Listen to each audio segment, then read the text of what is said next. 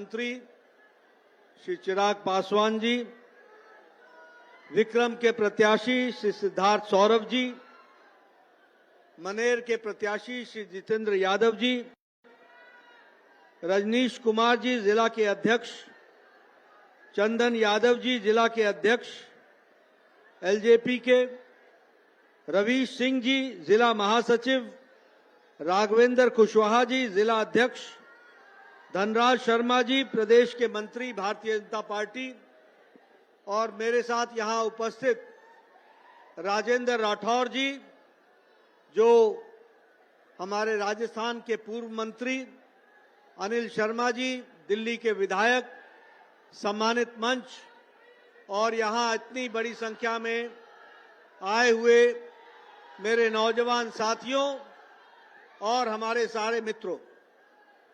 अभी चिराग पासवान जी ने आपके साथ बहुत विस्तृत रूप में इस चुनाव के बारे में आपको जानकारी भी दी है और उन्होंने बहुत तफसील से इन बातों को रखा है कि किस तरीके से इस चुनाव में हमको आगे बढ़ना है।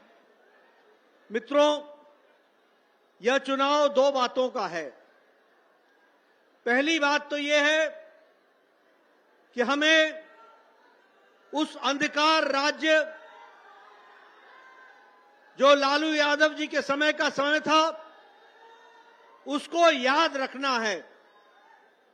वो अंधकार अध्याय जिसके कारण बिहार को देश भर में बदनामी भी उठानी पड़ी, तकलीफ भी उठाना पड़ा और प्रदेश को अंधकार में बना करके जंगल राज की ओर जिसने इस प्रदेश को धकेल दिया, वह काले दिन पहली बात आपको याद रखनी है जब आप चुनाव में जाओगे। क्योंकि जब तक अंधेरे की त्रासदी को पहचानोगे नहीं, तब तक विकास के उजाले का महत्व समझ में नहीं आएगा। इस बात को समझना चाहिए। पिछले 20 सालों में जिस तरीके से विकास को एक नए आयाम के साथ, एक नई छलांग लगाने का काम पिछले 20 साल में नीतीश कुमार जी ने किया है, और जिस तरीके से मोदी जी ने आशीर्वाद दिया है बिहार को, जिसके कारण ये संभव हो पाया है, उसको हमको स्थिरता भी देनी है और उसको आगे बढ़ाने के लिए 6 तारीख को फिर से सौरभ को, सिद्धार्थ सौरभ को और जितेंद्र यादव को विधानसभा में पहुंचाना है। इसकी हमको चिंता करने की जरूरत है।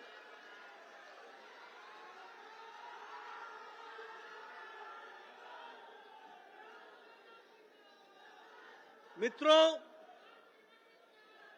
जब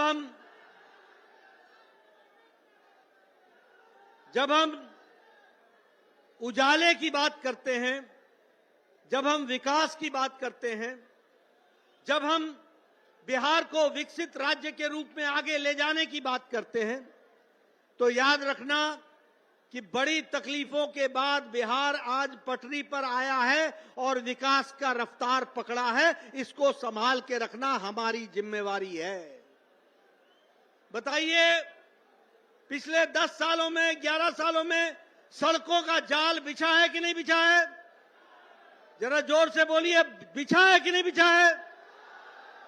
आप बताइए, एक्सप्रेस वे बन रहे हैं कि नहीं बन रहे हैं? आप बताइए, हाईवे बन रहे हैं कि नहीं बन रहे हैं? आप बताइए, एलिवेटेड रोड बन रहे हैं कि नहीं बन रहे हैं? आप बताइए, गांधी सेतु पर दूसरा अल्टरनेट ब्रिज बन रहा है कि नहीं बन रहा है? 14.5 किलोमीटर का पुल बन रहा है कि नहीं बन रहा है? मेट्रो पटना में शुरू हो गई कि नहीं हो गई? आरा सासाराम रोड पटना से बन रहा है कि नहीं बन रहा है? दरभंगा मस रोड बन रहा है कि नहीं बन रहा है? मित्रों, यह सब काम इसलिए संभव हो पाया है क्योंकि लालू के अंधकार राज्य से निकल करके नीतीश कुमार के राज्य में विकास ने गति पकड़ी है और रफ्तार पकड़ा है और मोदी जी का भरपूर आशीर्वाद मिला है, इसलिए बढ़ा है। इसको हमको समझ लेना चाहिए। मित्रों, मैंने आपके सामने इतनी सड़कें गिनाई, लेकिन याद रखना, आप सब नौजवान हो, आपको मालूम नहीं है, लालू के राज में 1990 से 2005 में जब कोई सड़क मांगने जाता था तो लालू बोलते थे, अरे सड़क बना देंगे तो तुम्हारे गांव में पुलिस पहुंच जाएगी और तुमको पकड़ लेगी, सड़क नहीं है तो ठीक है, आराम से रहो और चोर खसोटी जो करते हो वो करते रहो, ये बात कहा करते थे। आज ये तेजस्वी पलायन की बात करता है। इससे पूछो कि अपने पिता से पूछे कि जब उसके समय में पलायन हो रहा था तो लालू बड़े गर्व से बोलते थे, हमारा बिहारी अंगोछा पहन के जाता है और टाई सूट पहन करके लौटता है। यह बिहार को अपमान देने का काम लालू यादव ने किया था। आज हमारा मैनिफेस्टो निकला है, 1 करोड़ लोगों को सरकारी नौकरी देने का वायदा हम लोगों ने किया है, 1 करोड़ लोगों को, और साथ में रोजगार के नए अवसर देने का वायदा किया है, उसको हम आगे बढ़ाने वाले हैं। मित्रों, आप बताइए, आज रेल में 9 गुना बजट बढ़ाया है बिहार का कि नहीं बढ़ाया है? बढ़ाया है ना।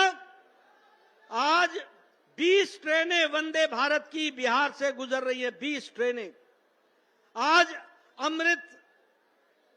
अमृत की एक्सप्रेस सर्विस, अमृत भारत की एक्सप्रेस सर्विस की 26 ट्रेनें बिहार से चल रही हैं, 26 ट्रेनें बिहार से चल रही हैं। आज मेट्रो की बात मैंने आपसे पहले की, हर तरीके से विकास के काम को आगे बढ़ाया गया है। एक जमाना था जब गांव में जनरेटर चलते थे, शहरों में जनरेटर चलते थे। आपने वो दिन याद है कि नहीं है? आपको बताइए, याद है ना? लोग मोबाइल को चार्ज करने के लिए 10 रुपए और 12 रुपए जनरेटर वाले को देते थे तो अपना मोबाइल चार्ज करते थे। आज हर गांव में, पहली बात तो यह कि हर गांव में बिजली पिछले 20 साल में पहुंचा दी गई है और हर गांव में आज 23 से 24 घंटा बिजली रहती है। यह बात बदलता बिहार है, जिसको हमको समझ लेना चाहिए। आज बताइए, ये जो यूट्यूबर हैं और ये जो इंटरनेट पे यूट्यूबर हैं, जो हर लोग अपने गांव से यूट्यूब पर इन्फ्लुएंसर बने हैं, आज गांव गांव में इंटरनेट चल रहा है, गांव गांव में इंटरनेट चल रहा है। ये फर्क आकर के खड़ा हुआ है। उसी तरीके से अगर मैं एयरवेज की बात करूं, आपने पटना का एयरपोर्ट देखा होगा, उसकी तस्वीर बदल गई है। 1200 करोड़ रुपए का नया एयरपोर्ट बनकर के तैयार हो गया है और वह चालू हो गया है। मोदी जी ने उसको चालू कर दिया है। आज दरभंगा के एयरपोर्ट पर 16 एरोप्लेन उतरते हैं, 16 एरोप्लेन उतरते हैं। आज मोदी जी के आशीर्वाद से मखाना को हम अंतर्राष्ट्रीय स्तर पर ले जा रहे हैं, मधुबनी की पेंटिंग को अंतर्राष्ट्रीय स्तर पर ले जा रहे हैं, मुजफ्फरपुर की लीची को राष्ट्रीय स्तर पर हम जीआई टैग के साथ जोड़कर आगे ले गए हैं। हमने भागलपुर के सिल्क को दुनिया के बाजार में पहुंचाना है और पहुंचाया है। इस बात को हमको याद रखना चाहिए। इसलिए सही मायने में बिहार का विकास अगर किसी ने किया है तो बिहार का विकास नीतीश कुमार के नेतृत्व में और मोदी जी के आशीर्वाद से बिहार का विकास हुआ है। इस बात को हमको समझ लेना चाहिए। मित्रों, मैं ये भी बताना चाहता हूं, बिहार के आम गरीब व्यक्ति का जिस तरीके से विकास के साथ साथ उसका विकास हुआ है, उसको भी आपको परिचित होना चाहिए। आपको जान करके खुशी होगी कि आज मुख्यमंत्री रोजगार योजना में 10,000 रुपए हर एक 75 लाख महिलाओं के खाते में पहुंचा दिया गया है। और फिर से सिद्धार्थ सौरभ को, जितेंद्र यादव को चुनाव जिता के भेजना, एनडीए की सरकार बनाना, 75 लाख महिलाओं के खाते में 2 लाख रुपए पहुंचा करके स्वरोजगार में उनको जोड़ा जाएगा, उनको विकास के साथ लाया जाएगा। आज आप बताइए, बिजली के बिल को, बिजली में 125 यूनिट मुफ्त हो गया है कि नहीं हो गया है? बताओ, 125 यूनिट मुफ्त हुआ है ना? इससे आम आदमी को राहत मिला है कि नहीं मिला है?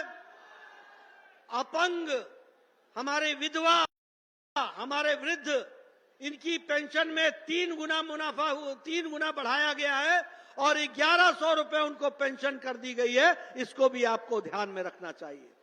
और आज ही हम लोगों ने वायदा किया है कि किसान सम्मान निधि, जिसमें 2-2 हजार रुपए 3 किस्तों में मिलती है, अब कर्पूरी ठाकुर सम्मान निधि के तहत वो 3-3 हजार रुपए मिलेगी। जब राजद की सरकार का 9 हजार रुपए उसको मिलेगा।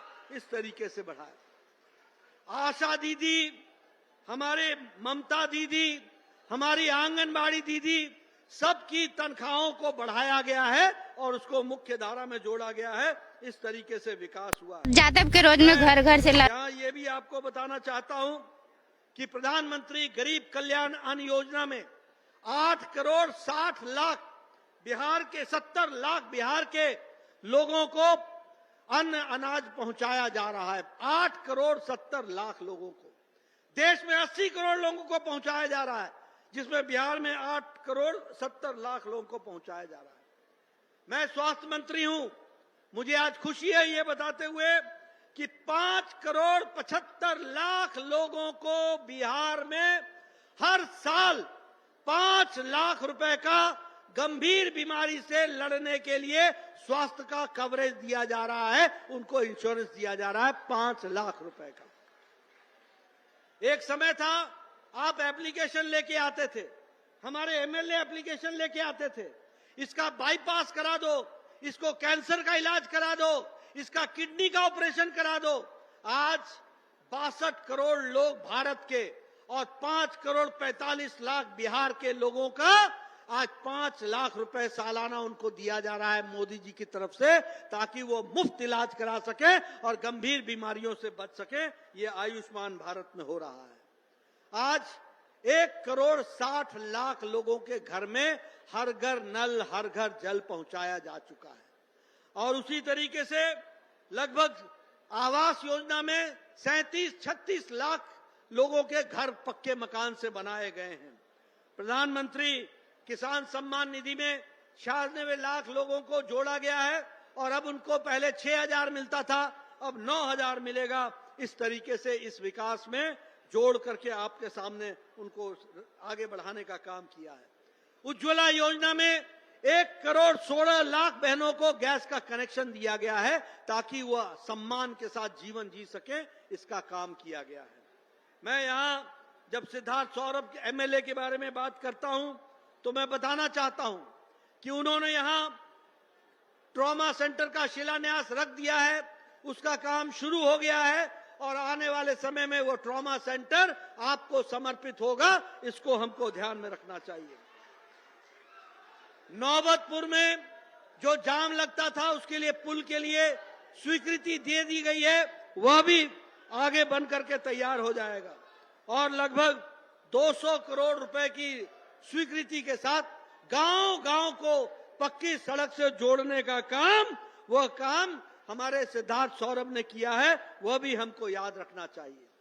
हमारे जितेंद्र यादव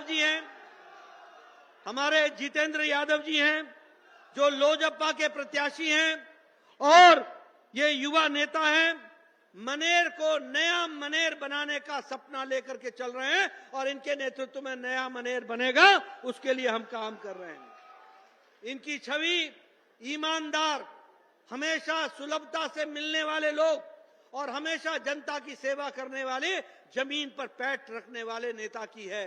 बोलिए, इनको आशीर्वाद मिलेगा कि नहीं मिलेगा? पूरी ताकत से इनको सपोर्ट करके आपने चुनाव जिताना है। यादव के रोज में घर घर से लड़की लोग के ले जाते थे उठा के।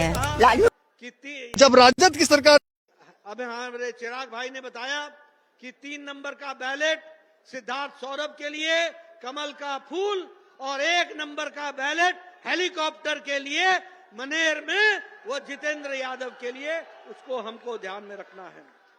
मित्रों, मैं अंत में एक बात आपको फिर बताना चाहता हूं।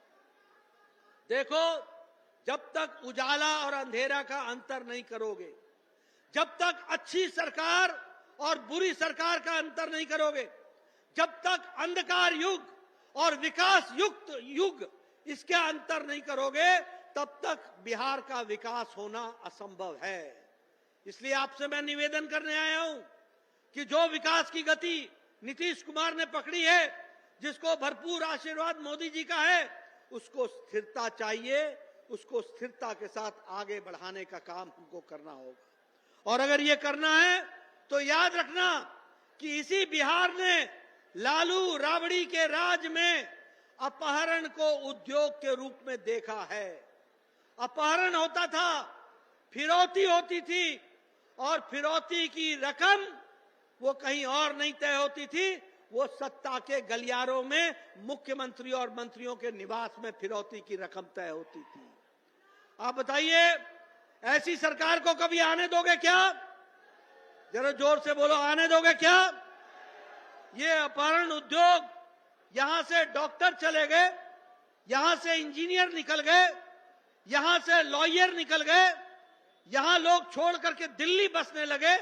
वो इसलिए हुआ क्योंकि जंगल राज यहां पर था और जंगल राज को इन्होंने प्रश्रय दिया। ये हमको ध्यान में रखना चाहिए।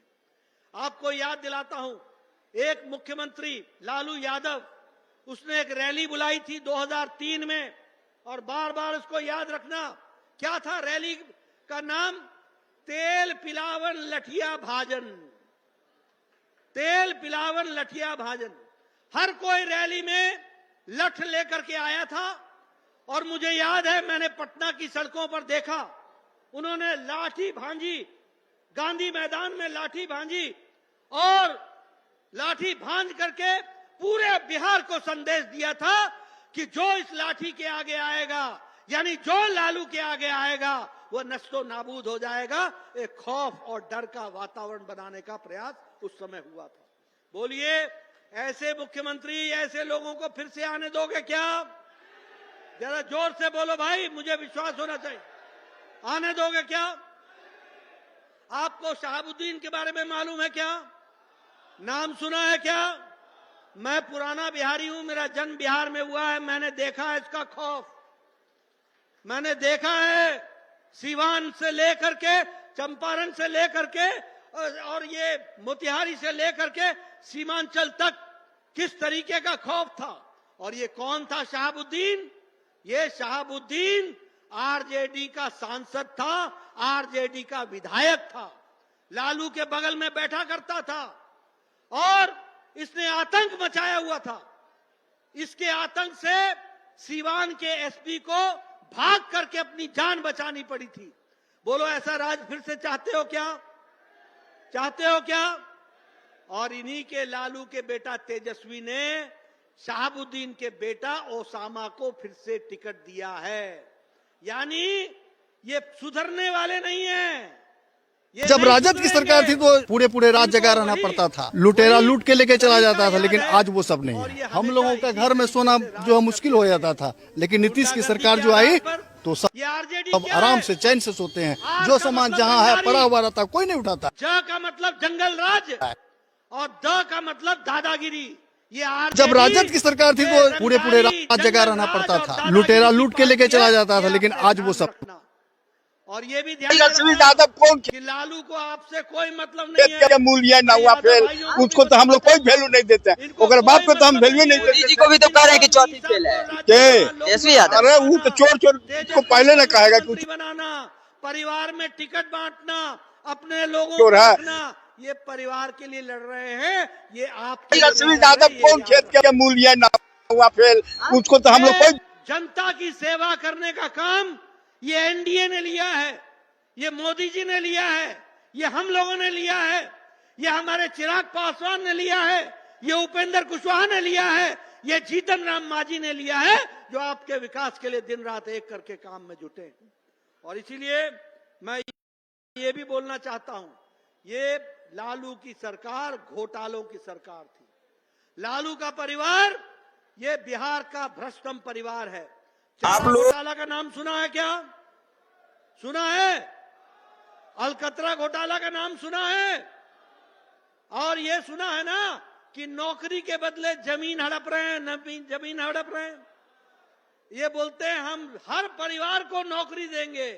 अरे हर परिवार को नौकरी देंगे तो बिहार का 1 इंच जमीन नहीं बचेगा, सब हड़प लेंगे। ये नौकरी जमीन के बजाय, और नौकरी किसको दे रहे हैं? अरे 2.2 करोड़ की आबादी को, 2.5 करोड़ परिवारों को अगर नौकरी देने लगो तो 12 लाख करोड़ रुपए बनता है तनख्वाह का। 17 लाख तो हमारा बजट है। आरजेडी का झंडा कुछ नहीं मालूम कि किस तरीके से राज किया जाता है, किस तरीके से सरकार चलाई जाती है। ये घोटालों के मास्टर हैं, ये घोटालेबाज हैं। आप बताओ लालू सजा याफ्ता है कि नहीं है? बोलो सजा याफ्ता है कि नहीं? बेल पर है कि नहीं? राबड़ी बेल पर है कि नहीं? मीसा बेल पर है कि नहीं? आप बताओ तेजस्वी बेल पर है कि नहीं? ये बेल पर है और जेल के रास्ते में है। ये जेल पहुंचने वाले हैं। इनको घर बैठाओ और एनडीए को जिताओ। सिद्धार्थ सौरभ को लाओ, जितेंद्र यादव को लाओ, हेलीकॉप्टर पर बटन दबाओ और कमल पर बटन दबाओ, विकास की ओर आगे बढ़ो। बहुत बहुत धन्यवाद। बहुत बहुत धन्यवाद अध्यक्ष जी। अब धन्यवाद ज्ञापन के लिए विधानसभा के संयोजक नीरज जी से आग्रह करते हैं कि आप आए और धन्यवाद ज्ञापन करें। हम धन्यवाद देते हैं अपने भारतीय जनता पार्टी के राष्ट्रीय अध्यक्ष जगत प्रकाश नड्डा जी को, जो अपना बहुमूल्य समय यहाँ दिए। हम धन्यवाद देते हैं